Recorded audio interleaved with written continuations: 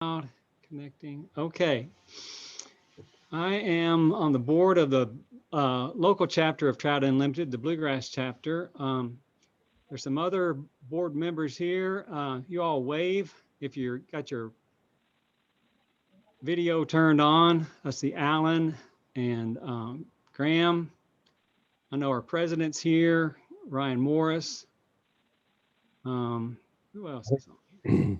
I think Gene Gene's Slusher's a on. past president of our chapter. Let's see. Oh, David Cummings. Thank you, David.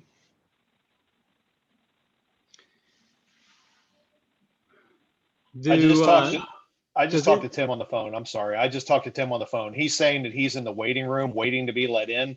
I told him to close the app down and click the link for the meeting again. So he should be trying to get in here again shortly. Okay.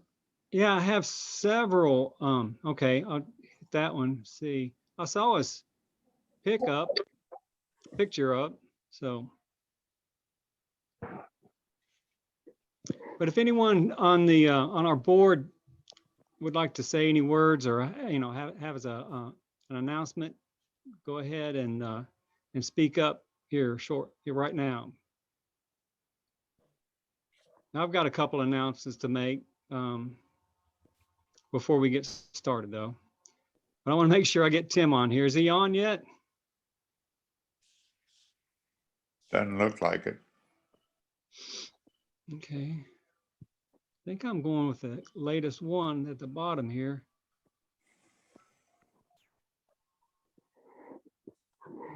Must have got kicked off. Got a question for you. Okay. My phone, I'm going to lose service here in probably about 20 minutes, and I'm going to rejoin. Can you let me back in? Yes. I'll keep looking. Okay. Yes. Thanks. Okay, you're welcome.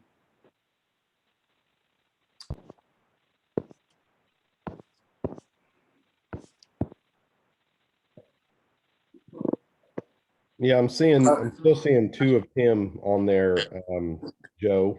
Yeah, should I Three of Tim now. should I take those off or? Okay. I don't know how it works. So Here, there's one up on the left, right. Hey, Tim Guilfoyle right here. Tim, is that you? That's weird. I just joined the call, and my name's Todd. And I think it was just the way the link's set up in Facebook. Everything's coming under his name. Oh, that's crazy.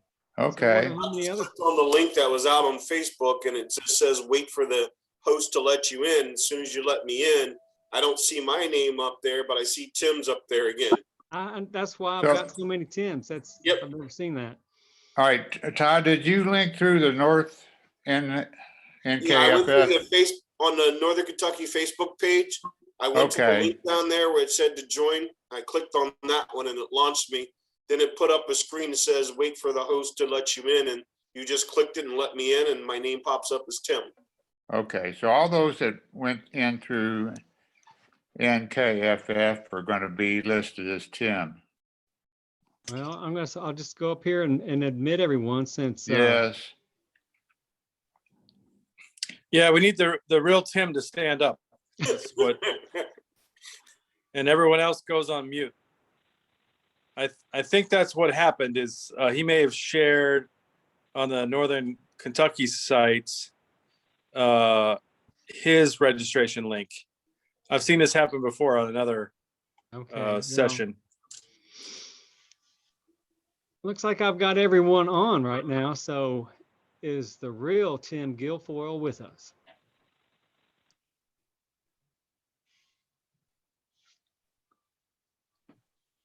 Yeah.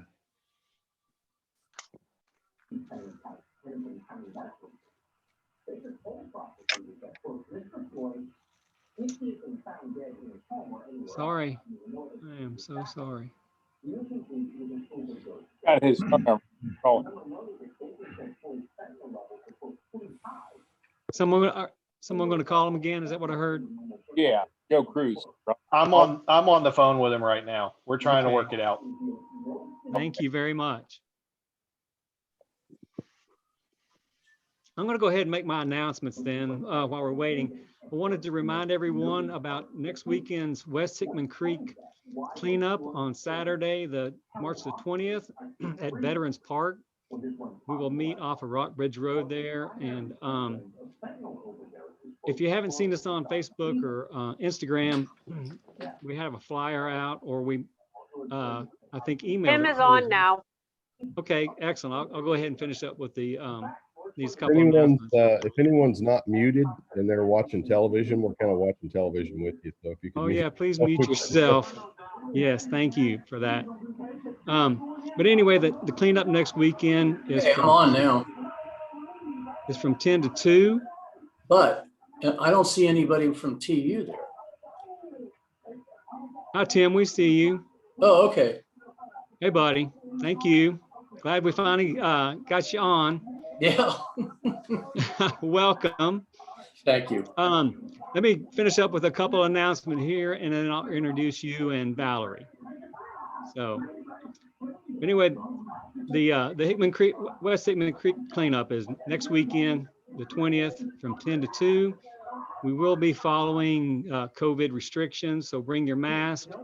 Of course, we'll be spread out along the creek picking up trash, and in the creek too, if you want to bring your waders. I was over there this morning, and there's an abundance of trash. So sorry to say, but please come out and join us for that. And my second announcement is for the Ohio women. Excuse me just a minute. Yeah, I'm still getting. Somebody's not muted. On your screen that says audio. And I'm hearing TV or background noise. Joe, you can mute everybody on your screen somehow. Except, Yeah, mute all. I got it. Okay. Did that mute me? No, you're good. Thank you. Okay, so the Ohio Women on the Fly event is the weekend of March 24th, or no, that's not the weekend, but anyway, March 24th is the date at 8 p.m. Join Jessica Savak Tron and Katie Johnstone for a presentation where they will be sharing their personal passion for fly fishing and how it led them to create a group that brings female anglers in Ohio together and encourages more women to step out into the water. And it's a common goal that we share. So at Trout Unlimited.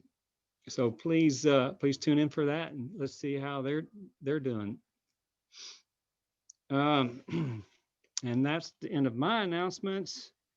And let's introduce Tim and Valerie. Tim is the Director of Marketing and Communications for the Northern Kentucky Fly Fishers. And joining him is Valerie Askren, co-author of Fly Fishing Kentucky. And they are here tonight to present Gunpowder Creek, an intriguing tale of environmental devastation, successful collaboration amongst conservation groups, and creative financing to secure new stocking levels for the stream. So with that, I would like to turn it over to Tim. And Tim, can you unmute yourself? I will. I can. And then if, let's see, what I need to do can you share your screen, or do I need to allow you to do that? I think I can. Let me try this. Okay. Can you see that? Yes. We see Jack. Love it. Well, he's supposed to say, "Where's the trust?" So I'm going to share yet another screen.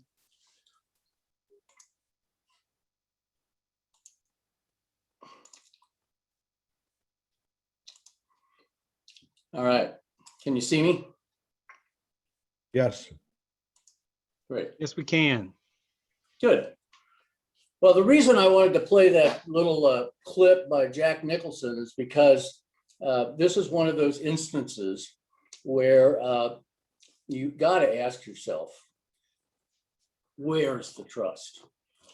Because this stream had been receiving de-icing fluid from the Greater Cincinnati Airport since about the mid-1980s.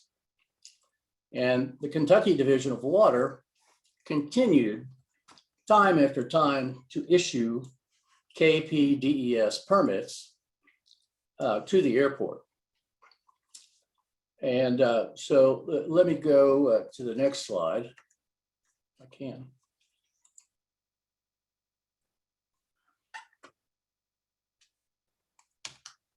Oh, there we go. All right. Now, can you also see my cursor on the screen? We can. Great. So here's the Greater Cincinnati Northern Kentucky Airport. It's in Boone County. And here's Gunpowder Creek, which is located on the western side of the airport. And here's Elijah's Creek, which is also one of the receiving streams. And when I say receiving, I mean initially when they started to quote unquote dump de-icing fluid, all they would do is take the de-icing fluid, let it run off the pads, the de-icing pads, into the surrounding ground, and it would run off into this surrounding area and into Gunpowder Creek and Elijah's Creek. They had no method of collection whatsoever. I show this kind of fuzzy Google map because I wanted to show you how densely populated the area just downstream of Gunpowder Creek is and was even 20 years ago. It was a very densely populated area. And Gunpowder Creek is flowing kind of over this way through the Oak Brook subdivision and down. And but kids from this entire area would come and play in the stream. So what happened was that the airport in the mid-1980s, the Delta Airlines created a hub, which gave a real boost to the airport, lots more flights, and both passenger and cargo growth continued through the 1990s and into the 2000s. Now, the airport had some slumps. They had some downturns. The Delta ultimately left as a hub. And so, but all of this while they were utilizing the de-icing fluid, which is primarily ethylene glycol. Some folks use propylene glycol, but ethylene glycol is the primary component of de-icing fluid. Turns out if you mix ethylene glycol with water, the freezing point actually goes way down. And it is toxic and to humans. And the interesting thing about it is that it has a very sweet taste. Now, I personally haven't tasted it, but it does have a very sweet taste, which means it's very attractive actually to animals and, for that matter, children. I'm not going to talk about the propylene glycol, but what I will talk about is that there are many additives. Here are some of the additives: benzotriazole, methyl substitute benzotriazole, which is used as a corrosion inhibitor. There are non-ionic surfactants used to reduce surface tension, pH buffers, and nonlinear polymers used to increase viscoelasticity. All of those have been documented as being toxic to humans. And then there are dyes added to aid in identification, and there's really no information on the dyes that are utilized. But here's what the airport in the winter kind of looks like. You can see that de-icing fluid is not a mist, it's actually a fluid. You can kind of see it coming out here. There are typically 4 trucks, 1, 2, 3, 4 trucks per aircraft. So they're putting out a lot of fluid. You can actually see it here, the de-icing fluid. And this is the headwaters of Gunpowder Creek. And it's located outside the western gate of the airport's retention pond. So ultimately, instead of just letting the de-icing fluid just naturally run off into the surrounding area, they began to collect it in collection ponds, and then they would, at different periods, release those retention ponds into both Gunpowder and Elijah's Creek. So here's one of the discharges. This one was actually into Gunpowder Creek. This one also is in Gunpowder Creek. And one of the things that the neighbors and residents that lived along Langeberg Road and Oak Brook subdivision reported where there were high levels of water in the creeks, even when there was no precipitation. And that was due to the discharge, almost continuous discharge of the de-icing fluid into the streams. Here's a picture that was taken in 1998 by one of the residents, who you can see their red truck, and their house is actually back up in here. But this was one of the discharges. And this photo was taken by an Elijah Creek resident in 2001. And this is a bacterial mass. So it turns out, and this is a mat of Spherotilus bacteria, and it covered the stream bed in Elijah Creek. So it turns out that this bacteria and others love ethylene glycol, and they just eat it and eat it and eat it. And as they do, they utilize oxygen in the stream in breaking down the ethylene glycol, and the bacteria just continues to grow and grow and grow and grow. And there's 3 or 4 different types that overcame the streams. Here's one that was rising out to the bottom of Elijah Creek when we were doing a macroinvertebrate sampling. And when you turn over a rock, you know, you'd see this black muck coming out from it. We didn't ever identify the type of substance that was, but here is some orange colored bacteria in the mud on the rocks in Gunpowder Creek. And this particular bacterial type produces hydrogen sulfide, causing the area to smell like rotten eggs. Here's some submerged or a submerged rock covered with a mat of pink bacteria. This bacteria takes the hydrogen sulfide produced by the orange bacteria and converts it back to sulfur. If you look at this bacteria under a microscope, you'll see granules of sulfur inside of it. And here's some more of the black mucky water. And this is indicative of the dead bacteria and dead aquatic organisms and organic matter. This water or this kind of contaminant will produce dangerous pathogens similar to those found in raw sewage.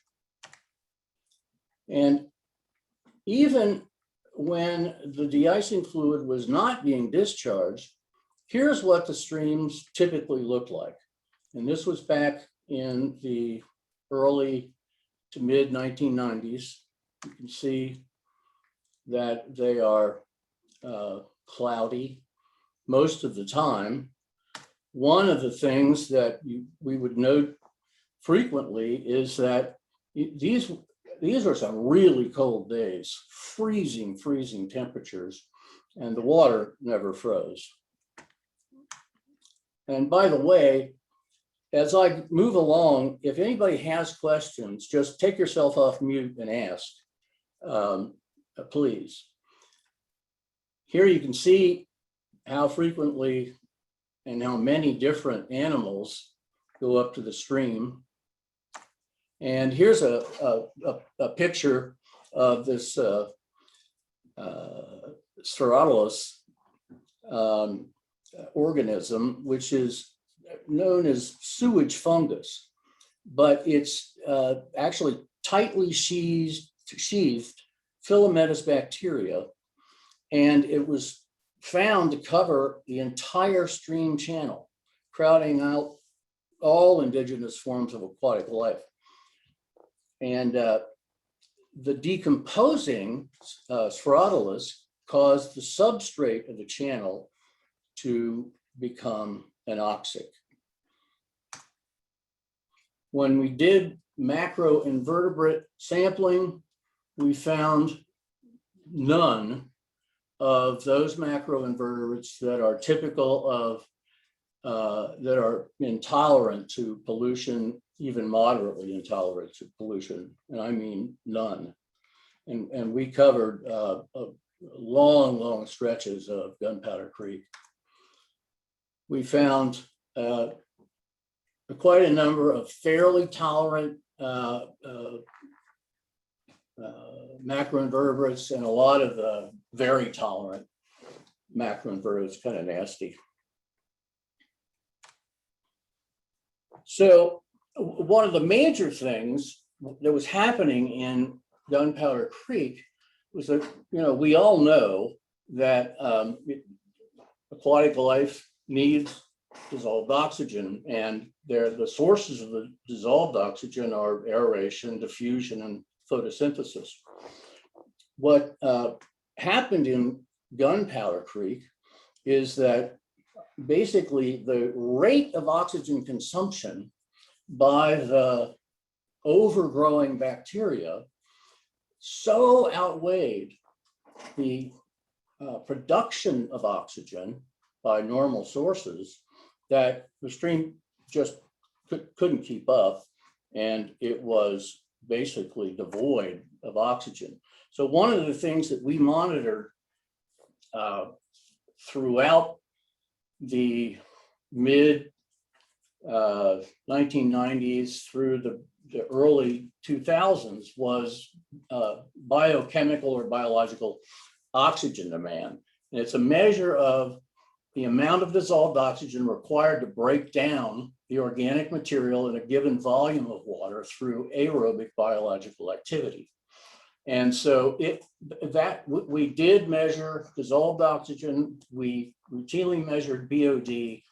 We did some measuring of ethylene glycol, but it's a very expensive test, so we didn't do much of that. Obviously pH, and we did some nutrient testing and so on and so forth. But we had volunteers in the water with boots and rubber gloves and eye covering and so on and so forth. And we did this about every 1 to 2 months and produced a lot of data over that period of time. So the timeline that I'm going to be talking about is in 1992, the Kentucky Division of Water got wind of all this because we were pretty loud about it. And they began documenting the problem. By documenting the problem, I mean taking notes of people who were calling them, and we were going down to Frankfurt and banging on doors and so on and so forth. In 1993, the Division of Water conducted a stream study, and they finally documented de-icing fluid in the stream. It took them 3 years to list Gunpowder and Elijah's creeks on the 303D list. The 303D list is a list of impaired waters. And then in 1997, guess what happened? The Kentucky Division of Water issued a new 5-year discharge permit to the airport for both Gunpowder and Elijah's creeks.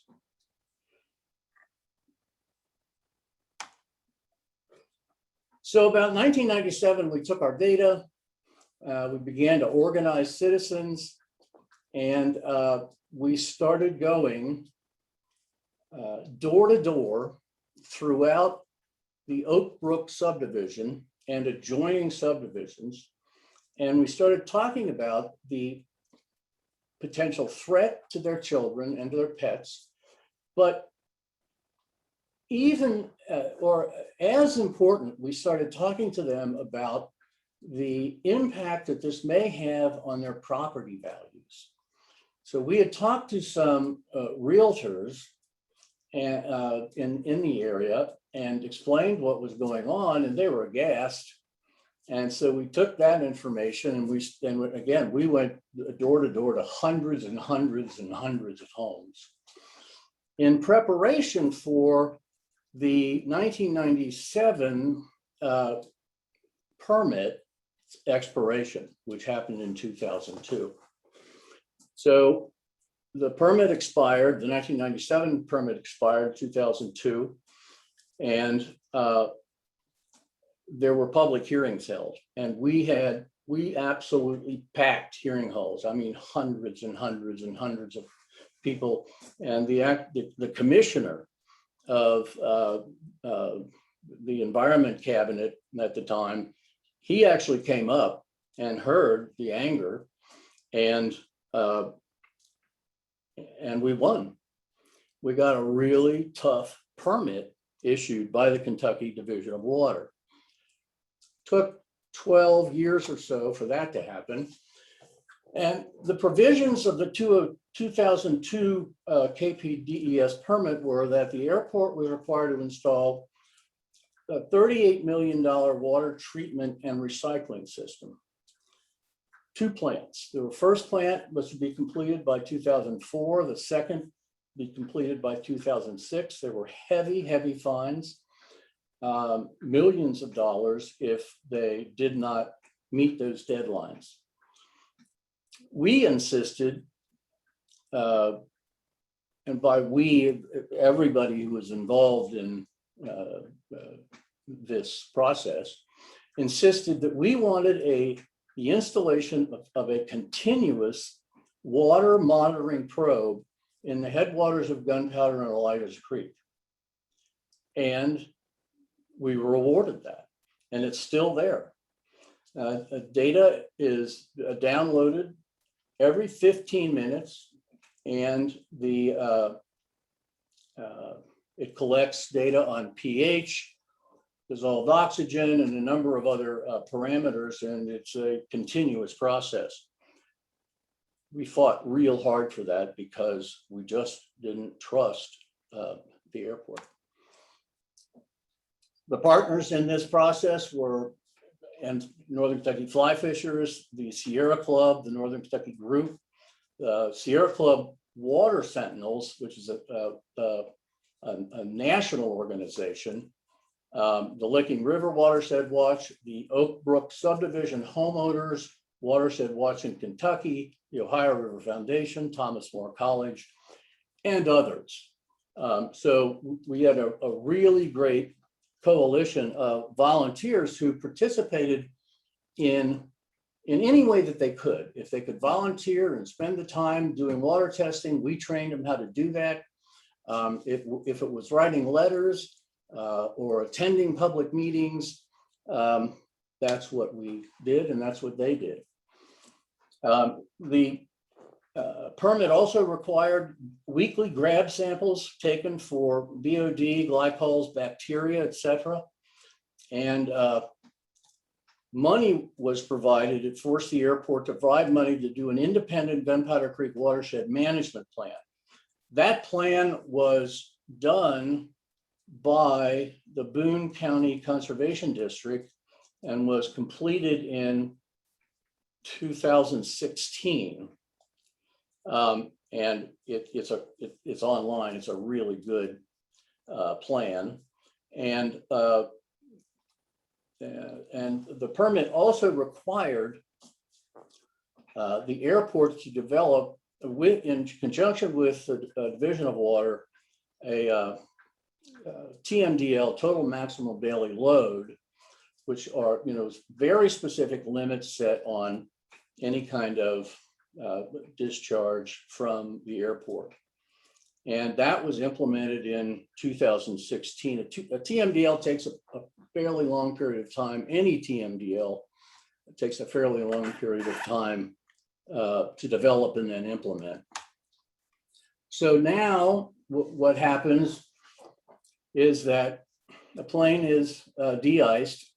There are grates in the de-icing pads which collect the de-icing fluid, and some of that is immediately recycled, and some of that is stored in these recovery tanks, which ultimately goes through a recycling process, and then loaded into trucks and then come back up and reuse it.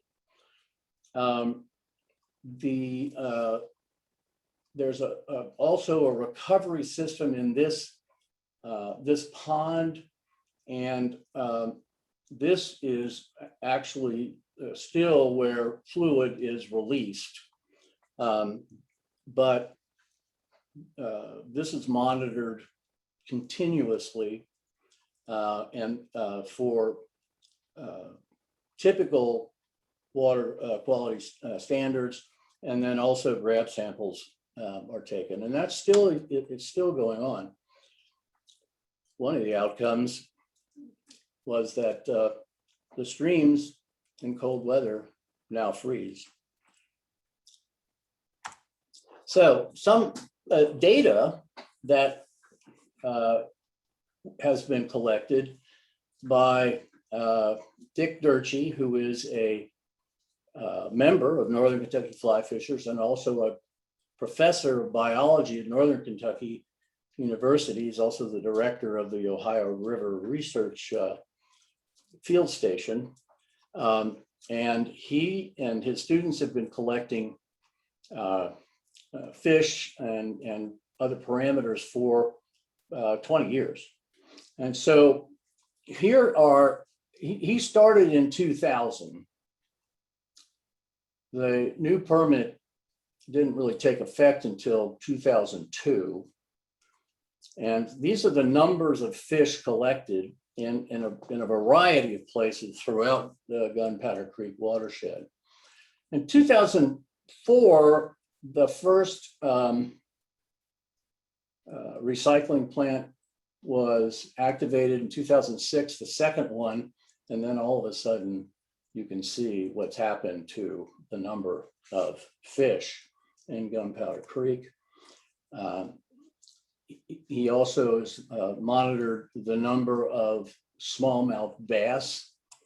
I can't, and he couldn't explain this blip here, but over time, the number of smallmouth bass has been increasing steadily.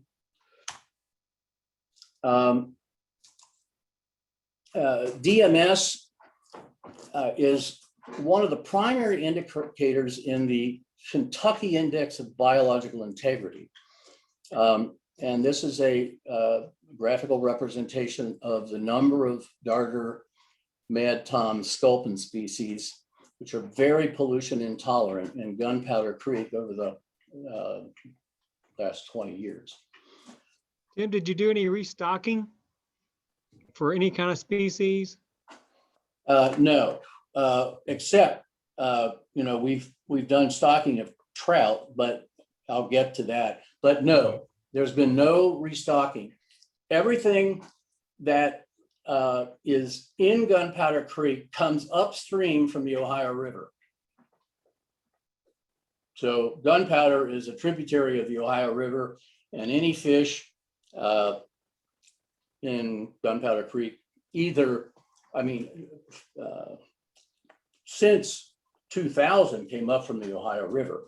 There's been, reproduction going on now, but there were no fish by and large in Gunpowder Creek in the mid to late 90s and early 2000s. And I don't know if you're familiar with the Index of Biological Integrity, or IBI. It's a scoring system used to measure strong responses to human disturbances or pollution in waterways. Then Kentucky developed a modification. It's called KIBI, K-I-B-I, and it was developed to more accurately score the biological integrity of Kentucky's waterways. And so Dick and his students every other year score Gunpowder Creek using the KIBI system. And it's a fairly complex system. DMS is one of the most important indicators that goes into the KIBI score. But as you can see, starting at about 2006 through 2012, we were in the good range. And most recently, the water is tested out as in the excellent range. Very few waters in Kentucky have a KIBI score that high. So now in Gunpowder Creek, we got fish. And we've worked with the Department of Fish and Wildlife Resources and doing some limited stocking. And I'll show you where that stocking is happening now. Not many, 400 fish in the fall, and then 400 in March and another 400 in April. Last year, they only did 2 stockings, but surprisingly enough, the trout, there's some pretty deep pools in the area where the trout are stocked, and the trout have, people were catching trout in the middle of the summer. So here's some more happy people fishing. So there's some really special characteristics of this watershed. The watershed is located within the outer bluegrass physiographic region, and it's underlain primarily by Ordovician age interbedded limestone and shale. And although most of this watershed is underlain by bedrock with a moderate potential for karst development, there's really no evidence of karst. But the stream clears up quickly after a rain event. The Kentucky State Nature Preserves Commission monitors exemplary ecological communities, which are relatively undisturbed or have recovered sufficiently from previous disturbances, and have flora and fauna that's believed to represent ecological communities that existed in Kentucky at the time of European colonization.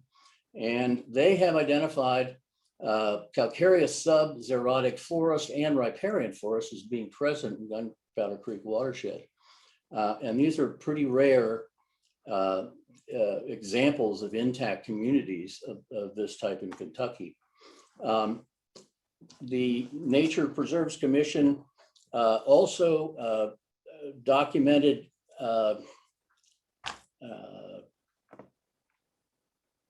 I'm sorry, forest types, Calcareous Sub-Xeric Forest in the Gunpowder Creek watershed, and they are now thriving even better. Since the changes in the characteristics of water quality in Gunpowder Creek, Northern Kentucky University's environmental science program has documented a return of a more diverse flora to the watershed and bird diversity. Northern Kentucky University's environmental science department has also been monitoring birds since the mid 1990s, and they've documented a much more diverse bird population since the early, I guess, just around 2010 or so. So where we, and so the biological community in the water has also been returning. Salamanders, mayflies, crayfish, dragonflies, etc. So we've really seen Gunpowder Creek come alive again. Where we do our fishing, or most of our fishing, is the Gunpowder Creek Nature Park. And that's, maybe, it takes me about 20 minutes to get there. It's about a 15-minute drive from the headwaters of Gunpowder Creek down to this nature park. And the property is owned by Boone County, so it's public land. And so I can show you that here is the nature park here. The airport is up this way, and the Oak Brook subdivision is up in here. This is the South Fork of Gunpowder Creek, and then this is the main stem here, and we're fishing in this area. The top, how you get to that fishing area is an old logging road. And this is right at the top of that old logging road. And one of the things that you can see is that there's incredible erosion happening in rain events. Again, you can see it here. Valerie, did you walk down this?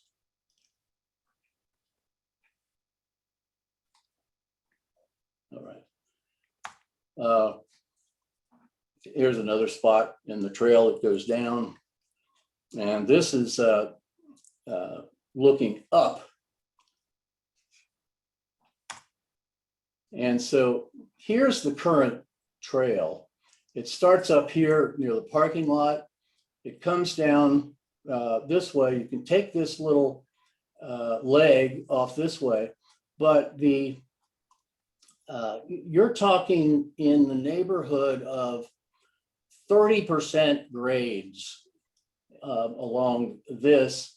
And then this is a pretty steep grade as well.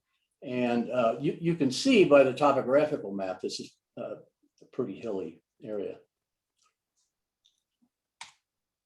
So what we're seeing from that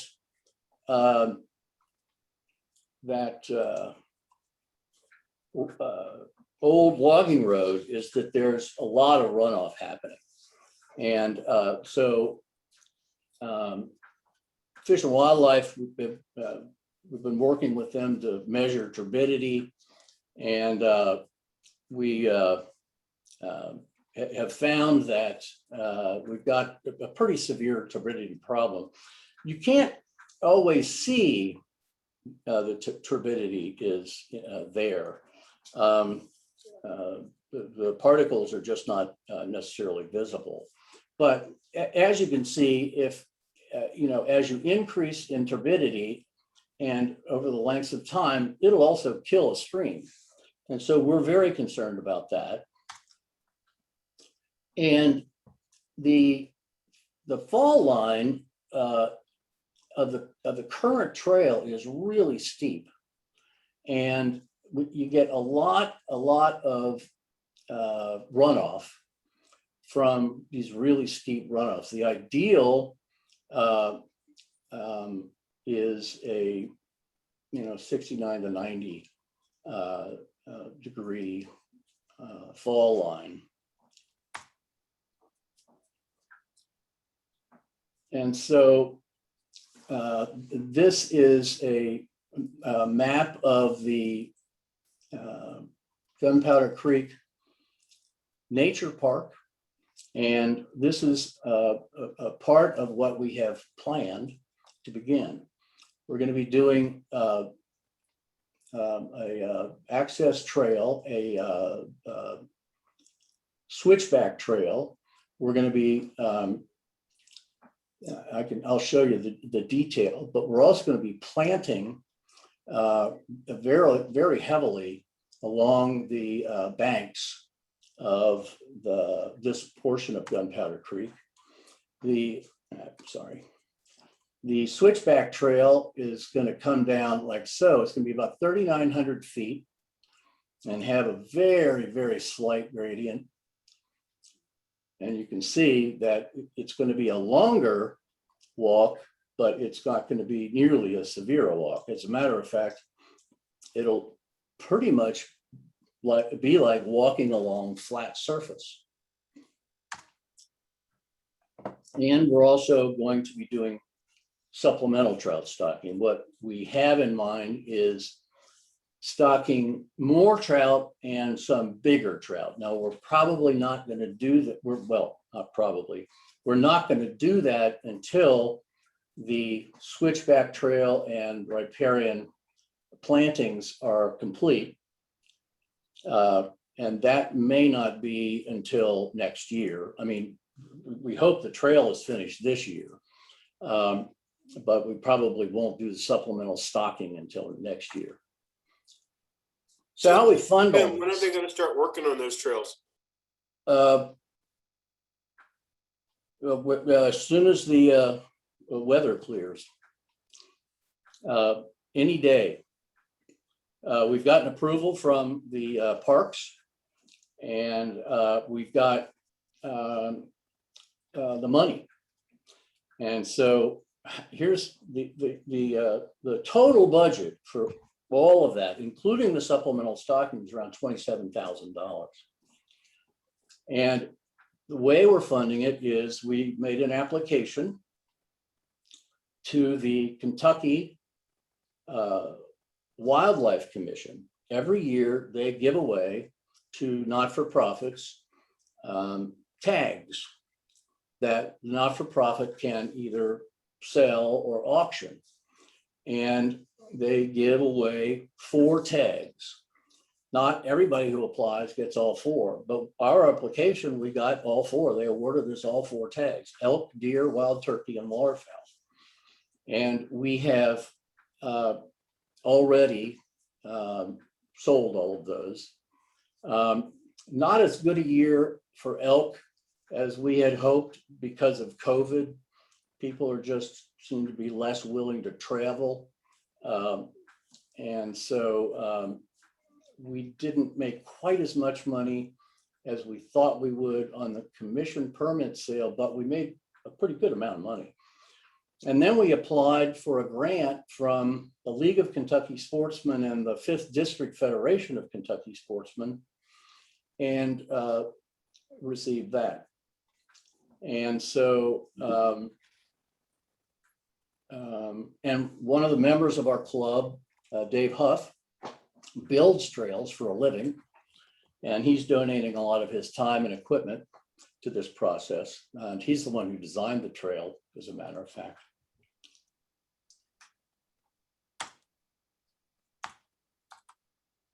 Oh. Now, what's the next threat? The next threat to the watershed is Amazon. What do you mean, Amazon? Well, Amazon is putting in its own hangars and airplane pads, and also a 3 million square foot cargo hub on 1,400 acres of land at the headwaters of Gunpowder Creek.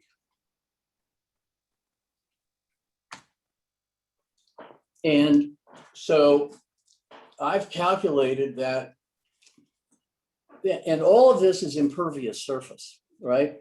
They didn't use any environmentally friendly solutions to build this stuff. There are, in fact, today, pervious asphalts, pervious concretes. You can build green roofs, which dramatically cut down on stormwater runoff, but they didn't use any of it. And Sanitation District number 1 up here didn't insist that they do.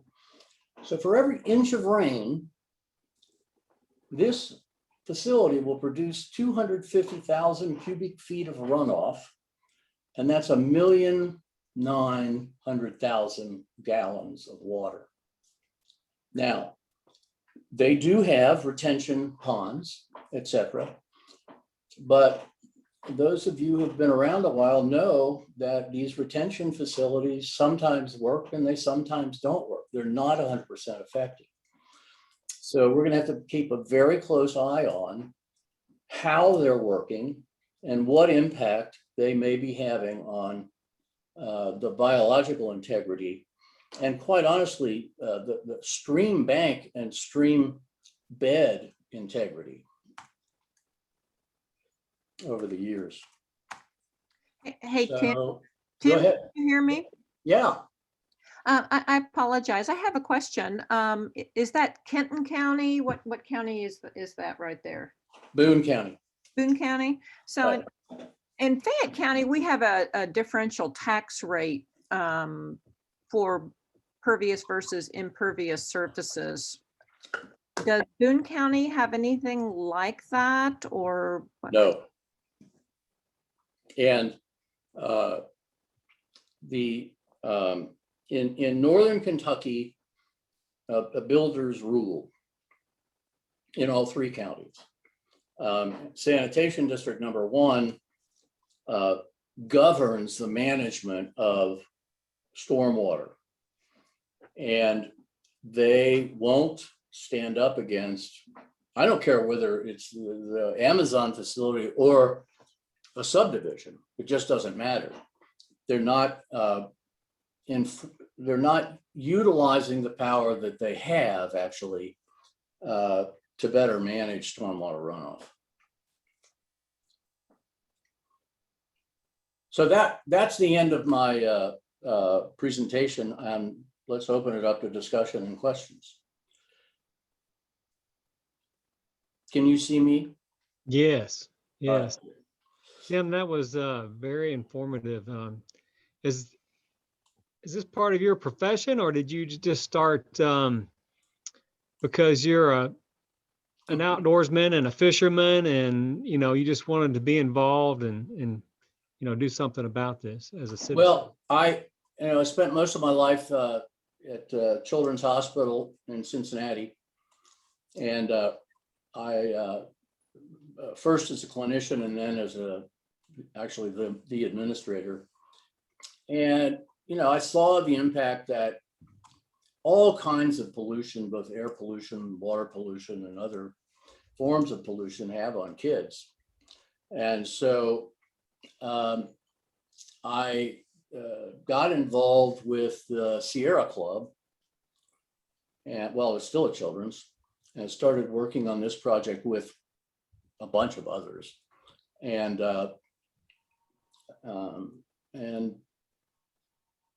so I don't trust the powers that be to do anything right. That's all there is to it. And that includes the Kentucky Division of Water. I've been fighting them for a long, long time. They don't like me very much. And quite honestly, this this didn't happen quickly, but it still may not be done if it hadn't been for citizen scientists who are willing to go out there, collect data, and bang the drum. And I'm a fly fisher. Who was it that said, if you teach, it was Lee Wolf. If you teach someone to fly fish, you've created a conservationist. And I like that. That's beautiful. Valerie, are you there? Yes, I am. Do you want, oh, there you are. Do you want to add anything or? Oh, I think you did a fabulous job. You know, when I was down there earlier this year, the water quality, the ecosystem, everything just, you could not tell that there had been such an environmental degradation in years past. And so I just felt like this was just a wonderful, inspiring story of how many years of dedication that it takes to turn something like this around. And also just the power of collaborative effort. I really like the story in terms of just the real cross-section of people, whether they were motivated by economics in terms of their property value, their tax base, or the environment. You know, they all came together for this common goal. And it's, like I said, it's just a really wonderful story. And I thank you for sharing it with the Bluegrass TU chapter. Well said, Valerie. My sentiments exactly. That was very informative. You know, gave us some ideas of who to reach out to and what kind of things to measure and look out for future projects that we're thinking about undertaking here in Lexington. Somebody said, I'm looking at the chats, our company constructed the glycol recycling facility. Who was that? You may That was me. That was Pat Rarity. Who's that? Pat Rarity. Oh, Pat, how are you? Pretty good. How are you doing? Thanks for the invitation. I didn't know you cloned yourself so many times. Look at this list. Yeah, we built the building that housed the equipment. Yeah. Back when And Valerie, I think you asked, can you apply multiple years? And I presume that means for the tags. And yes, you can. There's actually no limit on the number of years that you can apply. What matters is, do you do a good job of fulfilling the proposal that you wrote? And the requirements are very stringent in terms of keeping track of everything and so on and so forth. But and there are only, let's see, there are